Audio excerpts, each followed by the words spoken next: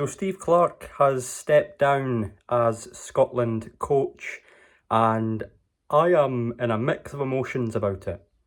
It's been a terrible World Cup from a Scotland perspective in terms of scoring goals. We only got the one against Haiti, and we looked fairly toothless against Morocco and Brazil. But in my opinion, it's sad to see him go. He just signed a new 4-year contract. But I think he said something along the lines before the World Cup is that this might be his last tournament. And of course, in his little farewell interview that he did with the SFA this morning, he mentioned that if he didn't get out of the group, he'd probably want to go. And it was sad to see him go. He's undoubtedly the most successful Scotland manager of my lifetime, probably of all time. He's made it to 3 tournaments. He didn't make it to the World Cup in 2022, but other than that, he made it to every tournament that he could have made, that he could have got Scotland to. And there's been some amazing memories along the way. 2-0 win against Spain in the Euro 2024 qualifying, and they eventually went and won the tournament as well. And then you had the 4-2 against Denmark, you can't forget that, the McLean goal halfway line, McTominay's overhead kick, which became a national symbol. You've also got things like the Serbia playoff to get to the Euros in 2020. So there's so much to be happy about with Steve Clarke, but there's also so much to be, what could we have done if he maybe set up slightly differently. When it comes to being a bit more attacking, more positive, but at the same time, you've got a limited pool of players with Scotland. So I get, part of me understands why he's done it, but I would have rather he'd done it a different way, if that makes sense. I feel like he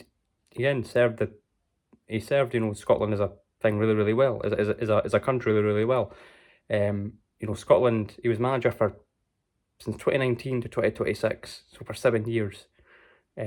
Probably one of the longest serving Scotland managers from what I know. I'd have to go really far in the past probably to find someone that has served for that long. Second longest I can think of was maybe Gordon Strachan, because he came after Craig Levein, didn't he? But yeah, or maybe he didn't, I don't know. I'm not great with past facts, to be honest with you. But yeah, Clarke was, it was sad to see Clarke go. I could tell you could hear background noise with the door open there, but yeah, it was sad to see him go, but I understand why he's left.